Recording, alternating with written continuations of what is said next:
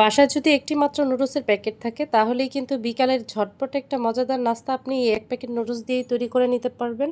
আর এটা কিন্তু খেতে মাশাআল্লাহ দুর্দান্ত হয়েছিল। সো সাইমাজ কিচেন অ্যান্ড ব্লগের সাথেই থাকবেন পুরো ভিডিওটা দেখার জন্য। আশা করি ভালো লাগবে। যদি ভালো লাগে অবশ্যই লাইক, কমেন্ট এবং শেয়ার করে আপনার টাইমলাইনে রেখে দিবেন। আর এর জন্য প্রথমে আমি গরম পানি বসিয়ে দিয়েছি আর এক প্যাকেট নুডলস নিয়ে নিলাম। নুডলসটাকে আমি একেবারে সুন্দর করে একেবারে ঝুরাঝুরা করে নিয়েছি। সম্পূর্ণ নুডলসটা ঝুরো করে নেওয়ার পরে আমি গরম পানির মধ্যে দিয়ে একেবারে সিদ্ধ হয়ে আসা পর্যন্ত আমি সিদ্ধ করে নেব। আর নুডলসটা সিদ্ধ হয়ে আসলে আমি একটা সাইড করে এটা পানিটা একেবারে ঝরিয়ে নেব। এরপরে আমি এখানে একটা আটার ডো তৈরি করে নেব। আর এই ডো তৈরি করার জন্য এখানে আমি ময়দা নিয়েছি। আপনারা চাইলে কিন্তু আটা দিয়েও করতে পারেন। আর ডোটা তৈরি করার জন্য এখানে আমি প্রায় 1.5 কাপের মতো ময়দা নিয়েছি। পরিমাণ মতো এখানে লবণ দিয়ে দিলাম। লবণ আর ময়দাটাকে একসাথে খুব সুন্দরভাবে আগে মিলিয়ে নেব। তারপরে অল্প অল্প করে এখানে আমি পানি ব্যবহার করব। আর পানিটাকে একেবারে দিবেন না, একটু আস্তে আস্তে করে দেওয়ার চেষ্টা করবেন। আর এই ডোটা কিন্তু একেবারে একটু পাতলা করে নিতে হবে। কেমন পাতলা হচ্ছে আশা করি দেখেই বুঝে নিতে পারছেন। আর এই ডোটাকে আমি একটা সাইডে কিছুক্ষণের জন্য রেখে দেব। এরপরে একটা প্যান বসিয়ে দিয়েছি। প্যানে আমি সামান্য পরিমাণে তেল দিয়ে দিয়েছি। তেল দিয়ে একটা টিস্যু পেপার দিয়ে খুব সুন্দরভাবে এখানে মুছে নিলাম। আপনারা চাইলে ব্রাশ থাকলে ব্রাশ দিয়েও করে নিতে পারেন। এরপরে যে ডোটা তৈরি করে নিয়েছিলাম সেই ডোটা দিয়ে আমি একেবারে ঘুরিয়ে ঘুরিয়ে একটা গোল শেপ তৈরি করে নিব। কিছুক্ষণ ঢাকনা দিয়ে ঢেকে রাখবো প্রায় 5 সেকেন্ডের বা 10 সেকেন্ডের মতো। এরপরে দেখুন আমার শীটটা প্রায় হয়ে এসেছে। আমি শীটটা একটু উঠিয়ে দেখাচ্ছি শীটটা কতটা পাতলা এবং কতটা পারফেক্ট হয়েছে। আর এইভাবে করে আমি কিন্তু সবগুলো শীট তৈরি করে নিলাম। এই শীটগুলো দিয়ে কিন্তু আপনি যে কোনো কিছু তৈরি করে নিতে পারবেন। এরপর একটি প্যানে আমি সয়াবিন তেল দিয়ে দিয়েছি। হাফ টেবিল চামচ এখানে আদা বাটা দিয়ে দিয়েছি। হাফ টেবিল চামচ রসুন বাটা দিয়ে দিলাম। আদা আর রসুনটাকে কিছুক্ষণ একটু ভেজে নেব। এরপরে যে নুডলসটা সিদ্ধ করে রেখেছিলাম সেই নুডলসটা দিয়ে দিলাম। আর এখানে আমি মুরগির মাংস নিয়েছি। মুরগির যে বুকের মাংসটা ছিল সেটাই সামান্য একটু লবণ আর গোলমরিচ দিয়ে আগে থেকে সিদ্ধ করে রেখেছিলাম। সেটাকে একটু ঝুরা করে দিলাম। আর এখানে একটা আলুকে একেবারে গ্রেটারের সাহায্যে ঝুরঝুরি করে একেবারে গ্রেট করে নিয়েছি। এরপরে লাল মরিচের গুঁড়া দিয়ে দিয়েছি প্রায় হাফ টেবিল চামচের মতো, জিরার গুঁড়া দিয়েছি হাফ টেবিল চামচের মতো, ধনিয়ার গুঁড়া হাফ টেবিল চামচের মতো, 1 টেবিল চামচের মতো এখানে টমেটো সস দিয়ে দিয়েছি, 1 টেবিল চামচের মতো এখানে চিলি সস দিয়ে দিলাম।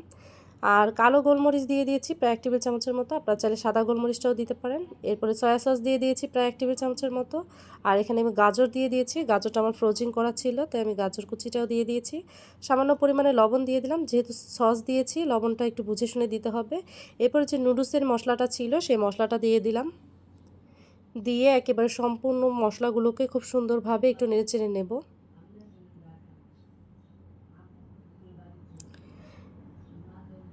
যেহেতু আলু দিয়েছি একটু সময় লাগবে সিদ্ধ হতে। আর আলুটা কিন্তু বেশিও সময় লাগবে না, কারণ ঝুরঝুরা আলু ছিল, এর জন্য একটু জাস্ট কিছুক্ষণ নেড়ে নিলেই কিন্তু আলুটা সিদ্ধ হয়ে আসবে। এরপর আমি এখানে 1 প্যাকেট ম্যাজিক মশলা দিয়েছি। অবশ্যই কিন্তু ম্যাজিক মশলাটা দেওয়ার চেষ্টা করবেন। ম্যাজিক মশলাটা দেওয়ার পরে আমি আরও কিছুক্ষণ এখানে নেড়েচেড়ে নিলাম।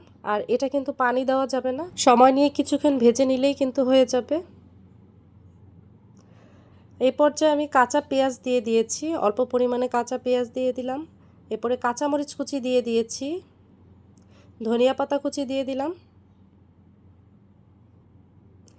এরপর সবগুলো উপকরণকে আরও কিছুক্ষণ একটু ভেজে নেব। আর এই ভিতরের পুরটা যেহেতু ঝরঝরা, আমি একটু থিকনেস আনার জন্য এখানে একটু ময়দার সাথে পানিটা গুলিয়ে দিয়েছি, তাহলে খুব সুন্দরভাবে একটা বাইন্ডিং তৈরি হয় ভিতরটায়।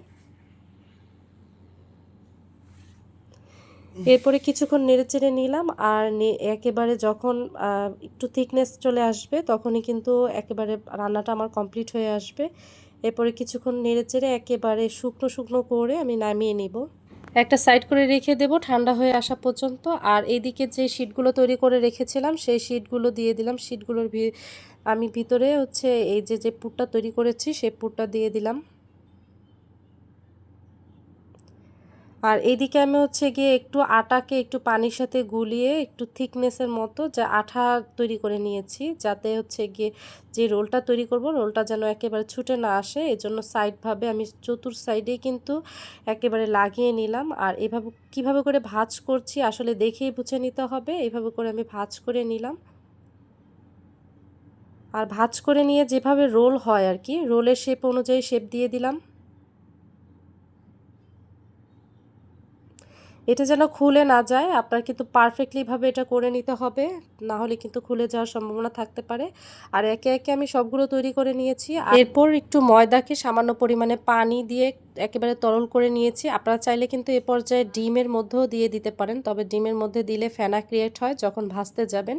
কিন্তু যদি ময়দার মধ্যে দিয়ে করেন তাহলে কিন্তু কোনো ফেনা হবে না। এরপর আমি বেড গ্রামসের মধ্যে কোট করে নিলাম আর সবগুলোকে এইভাবে করে কোট করে নিয়েছি। আর এ পর্যায়ে চাইলে কিন্তু আপনারা ফ্রোজিং করে রাখতে পারেন, যখন ইচ্ছে তখন কিন্তু একটু আগে নামিয়ে ভেজে নিতে পারেন।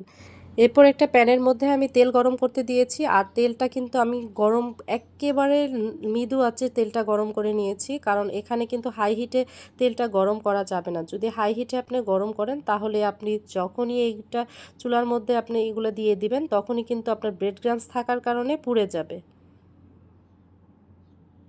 আর যদি আপনি হালকা আঁচে করেন তাহলে এইভাবে করে ব্রাউন কালার হয়ে যাওয়ার পরে সম্পূর্ণগুলো তুলে নিলেন। আর এভাবে করে সবগুলো আমি ভেজে নিয়েছি। দেখুন মাশাআল্লাহ কতটা লোভনীয় হয়েছে।